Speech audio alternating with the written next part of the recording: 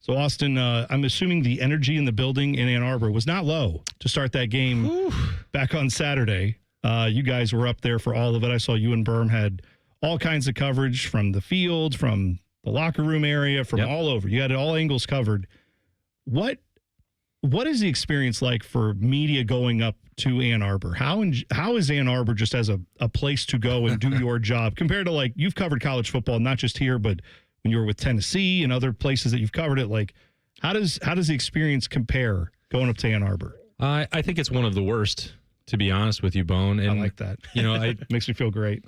I don't understand how they've been having big games, important games, the game, in fact, for over 100 years, and they have no police officers directing traffic before a game, for example. Yeah. They're charging $90 for parking to the media, which whatever. We shouldn't always get red carpet treatment wherever we go. We're just simple media folks, but they charge the media to park $90 to park. I mean, I know they think like, oh, they'll just expense it to their. For those who don't know, I don't get to expense it to anyone other than myself.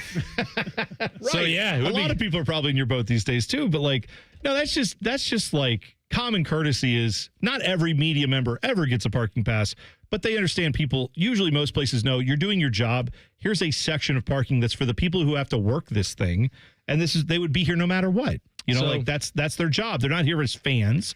That is well, low. I think that's probably because a lot of rent stuff. Well, because one of the other complaints that we tend to have is that over half of the press box at the Big House definitely is there as fans, because the noise in there is just as loud. It tends to be upstairs as it is in the Big House itself. So maybe that's just the price of doing business for a media contingent that likes to make its voice known and is vocal proponents of the home team. But they were pretty quiet on Saturday, so I don't know what was different on Saturday from the last couple of years. But we have a thing on the Buckeyes show where Beamer calls me a press box snob. So and this year I feel like I've been better. I'm blessed to do this job. It's awesome. I'm at every Ohio State game. Berm and I have been able to make this a career. Fooled enough people to do this long enough that we are able to continue doing that. It's great. It's rewarding. So I don't want to complain. It's, man, I wish they'd given better food or had a better seat in the press box. Like, I've tried to give up some of that stuff and be better about it this year and not just dwell on the negatives. But I don't really like anything about covering games in Ann Arbor.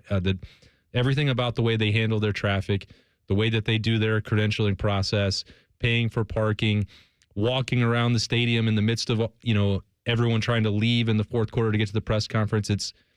And some of the difficulty of maneuvering that crowd when they lose becomes uncomfortable. And then after all that, you get the reward of going into the tunnel, which is the worst setting in all of college football and the most bizarre. I don't know why it continues to exist, where you have both Ohio State and Michigan going through the same tunnel to the locker room, and everybody else that they play, which came to a head with Michigan State and Michigan a couple of years ago. Right, it just seems like part of that is Michigan's identity over the years seems to have become, let's try to bait other people into getting into fights and then throw up our hands and go, oh, we're just the innocent victim here. How did this happen? Why does this team want to plant a flag on our field? I don't know why. Who came up with this idea? We better get all the equipment carts out and make sure that we're blocking it off with all of our team. Herbie's son is out there blocking the block M so that no one can go out there and get to it. And we got all the equipment managers out there too. Meanwhile, Buckeyes are just like, whatever, we're celebrating with. I mean, I know a few of them did try to plant a flag. There were a few that wanted to. And Ryan said, no, we're not doing that. Ryan Day said, no, thanks. But like that, yeah, if they wanted to do that, that's your battle that you started. You poked the bully in the eye, and now now we're back as the bully, pushed you around all day. If the bully wants to come back and do that same thing, that's kind of how it goes. You started it. It reminds me of what Jean-Luc Grandpierre just said about the New Jersey Devils and the Blue Jackets last night. They wanted to bait them into a fight, and they didn't think that the Jackets would punch them in the mouth. Michigan should know that Ohio State will punch them, and they will beat them down. They did it for 60 minutes, and it was what I found most annoying about Saturday was going into the tunnel after the game, and after Sharon Moore and Ryan Day had their conversation at midfield, and after it became clear that Ryan Day was not going to allow any of the flag planting, that they wanted to celebrate in the locker room, but they needed Michigan to get off the field. Right. Please get off the field. And once that happened, and I know that TV cameras saw a lot of this conversation in the blocking of the block O, the most passionate defense that Michigan played all day.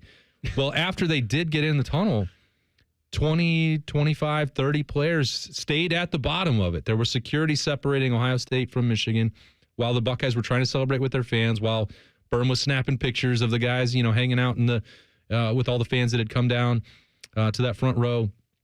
It finally took, 10 minutes or so before a couple Wolverines got their teammates away. They wanted again to act tough and try and create a fight after the game for no reason. It was disgusting to watch, Bone, and that's why I find it so puzzling the way that they have structured and refused to do anything about their locker room situation over the years.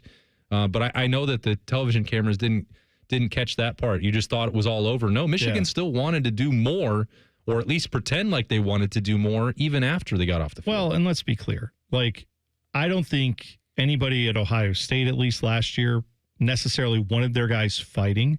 I ripped Ohio State last year for, where I said, you want to fight? Go fight for 60 minutes. Yep. You don't get the right to do that once you lose. It sucks. They shouldn't do it. They shouldn't plant the flag, whatever. But you didn't do anything to stop them for 60 minutes. Now's not the time to fight that battle. On the same side of that, I can stay consistent and say Michigan absolutely had no right to do that this time around. And further, the stuff in the tunnel, to me, is a clear representation of why Sharon Moore is not the right guy for that job.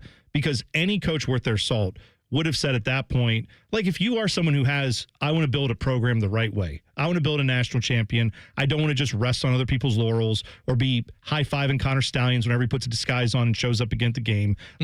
Or I want someone over there unplugging and replugging in the communications. Whatever the crap they were doing up there, a real program builder would come in and say, guys, up the tunnel now. You lost. We got our asses kicked. And I have more problems with you than I have with Ohio State and Ryan Day right now. I have a ton of problems with the guy in the locker room who didn't get the job done. Instead, Sharon Moore lets his guys do that. And apparently doesn't have any control to come back and say, no, stop. We're not going to let that happen. Yeah, and I think the difference in the culture between those two programs was encapsulated as clearly as it possibly could be on Saturday. Ryan Day could have done whatever he wanted. He could have encouraged, he could have taken a flag himself, or he could have gone to his post-game press conference, and the first thing he said was, there are a lot of things that I have wanted to say over the years, and I know with 100% certainty how true that is for him. But there's nothing that he could have said after the game that would have changed the loss, would have changed the penalties for Michigan, would have undone what happened with Jim Harbaugh or Connor Stallions, or last year. It wouldn't have changed. There was no excuse or justification or rationalization or blame that could be assigned for that. They lost that game. And so the moment had passed for that. But if Ryan Day had taken it and said, whatever, I rounded third and I just scored at home or anything, whatever, all that would have done would create a headline about Ryan Day himself. And then in the spotlight on him, where he wanted it to go to his program, the culture that they built, and the way that they responded to winning, as he said, with humility. The other program doesn't win or lose that way. And that you can't argue it because we can all see it. Yeah.